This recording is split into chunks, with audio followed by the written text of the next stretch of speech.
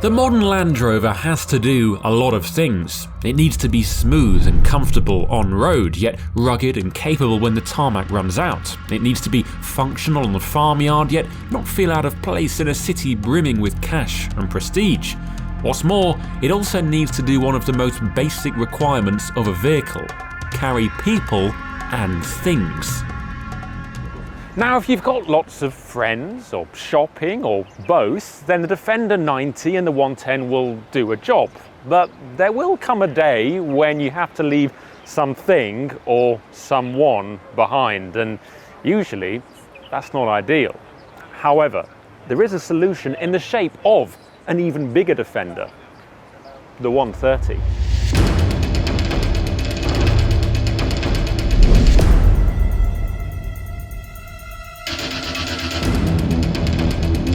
Welcome to the biggest and most expensive Defender you can currently buy.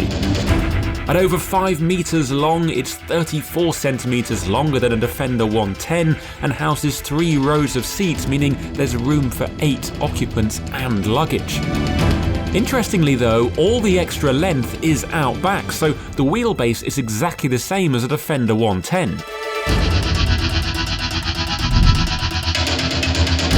For all of this, you'll be paying from just over £76,000. Question is, does all this extra space make for the ultimate Defender, or should you just admit defeat and get a minibus?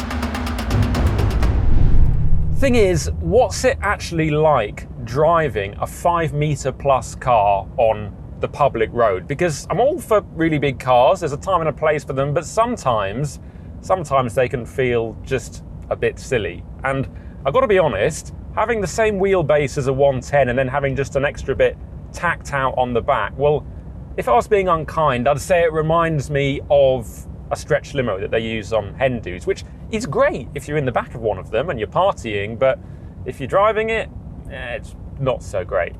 However, actually, on the road, this 130 is no harder to drive than a 110. It really doesn't feel that much different at all. The only time you're going to notice it is when you're parking, and even then there's myriad systems to actually help you out there. And yes, we are in a country where huge cars are commonplace, but still, there's no issue driving this at all. And as a reminder, this is longer than a Rolls-Royce Cullinan, so it is a ginormous car. To make for an even better on- and off-road experience, the 130 comes as standard with Land Rover's electronic air suspension with adaptive dynamics. Even with the knobbly off-road tyres, it makes for a luxurious ride comfort that moves the game on hugely from the original Defender. But there's something else about this car which makes it even more removed from your usual 8-seater bus. And you can't see it at the moment, but this particular car is a prototype. It's got a couple of kill switches in here, so it's not quite finished, but it will be available to buy.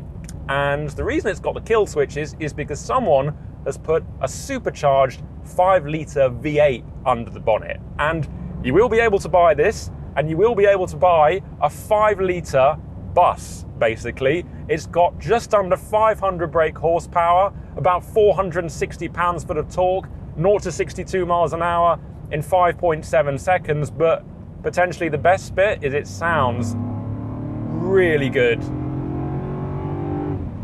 Oof. Listen to that. Now, because this is essentially a Defender 110 with a little bit tacked out on the back, they've been able to keep the chassis changes the same. So you've still got the electronic limited slip differential at the rear end. There's still the dynamic mode. You've got special spring and damper rates to help the car feel a lot more, well, stable, basically, when you're going into corners, because this is still a huge, very heavy car. And also you've got that electronic limited slip differential, which really shuffles the power around at the back and does make it feel more agile. There's also larger diameter anti-roll bars, there's stiffer suspension bushes, and you've got the additional dynamic mode and the gear shift paddles on the back of the steering wheel. And all of that makes it feel still pretty big, but it's definitely more agile, it's definitely more pointy. And as far as I'm concerned, I can't think of another car of this size with this many seats that has a V8 and does 0 to 62 miles an hour in under 6 seconds.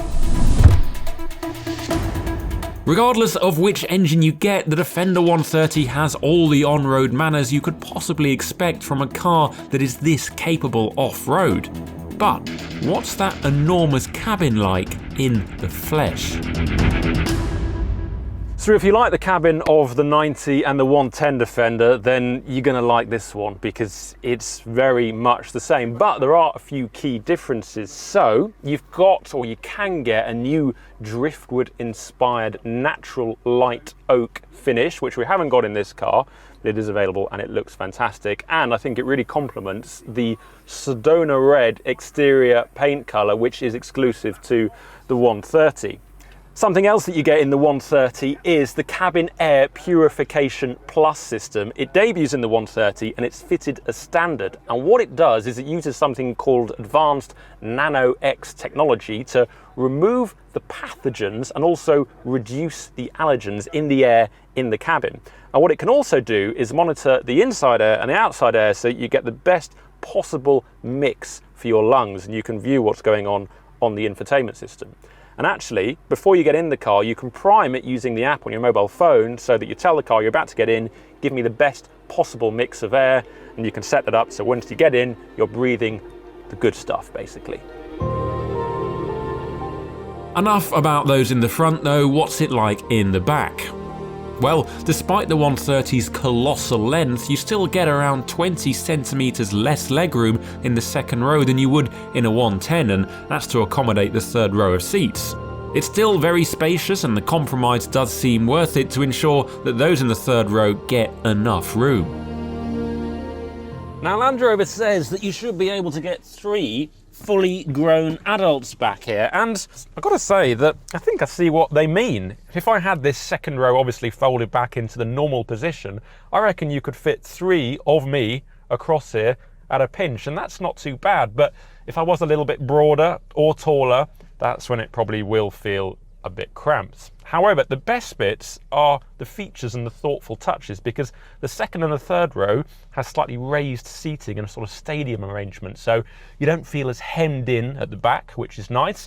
You've also got luxuries such as heated seats, proper padded armrests, apparently there's USB-C charging, and you can also get carpet, which is nice and plush. The best bit though is the double panoramic sunroof, which comes as standard on the 130, and you also get proper windows in the third row, so there's loads of light in here and you shouldn't, hopefully, feel too car sick. That's a really nice touch. All very exciting, but what about good old-fashioned boot space? Well, in 5-seat form, there's up to 2,516 litres with all the seats folded down, and even with just the third row lying flat, it's still 1,329 litres, almost 200 litres more than a Land Rover Discovery in the same configuration.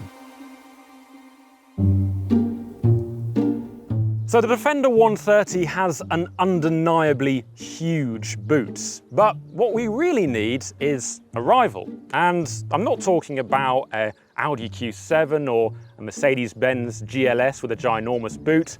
I'm thinking more like Ramadan, the Camel. He's about 15 years old, he's a very nomadic creature, and he's been an intrinsic part of Bedouin culture for centuries, mainly because of his ability to carry very heavy loads over extremely long distances.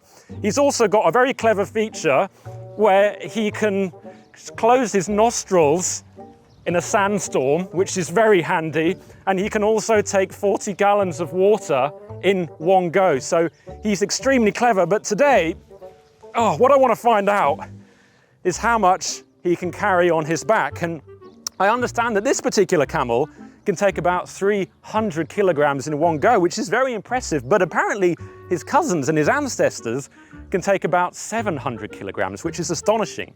But the Defender 130, well, that can take up to 800 kilograms payload. So while the Camel may have been the king of carrying things for centuries, the Defender 130, that's the new king.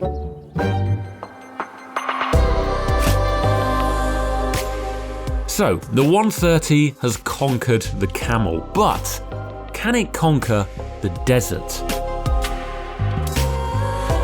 To find out, we drove into the seemingly never-ending sand dunes south of Abu Dhabi and pointed the 130 at some of the biggest obstacles we could find.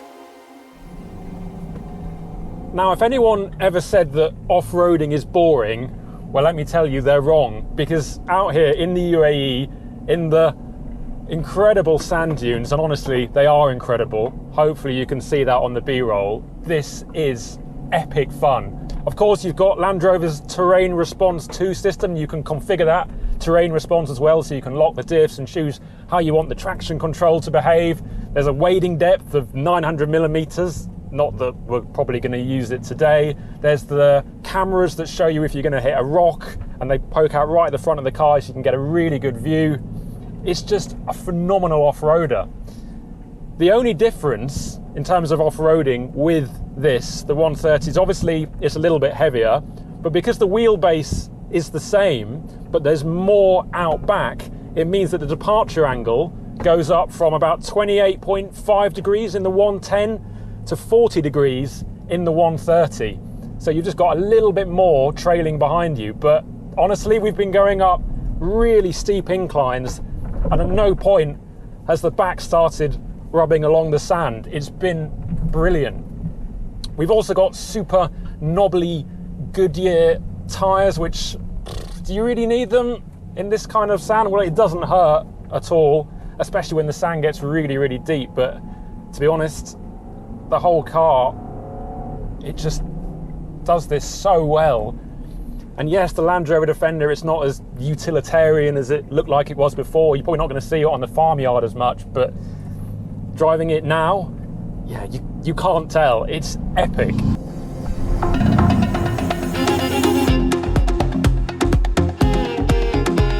As the sun set on a day spent throwing the Defender 130 up and down the vibrant orange dunes of the UAE, the drawbacks to this ultra-practical, ultra-capable car seem few and far between. Yes, it's probably a little tricky to park, but otherwise the level of space and people-carrying ability demands no real compromise. By its very definition, the Defender suits the 130 body style perhaps more than any other. And whether you want to carry 7 friends through the harshest of environments or simply transport a piece of furniture from one end of the country to the other, there's undoubtedly few better cars for the job.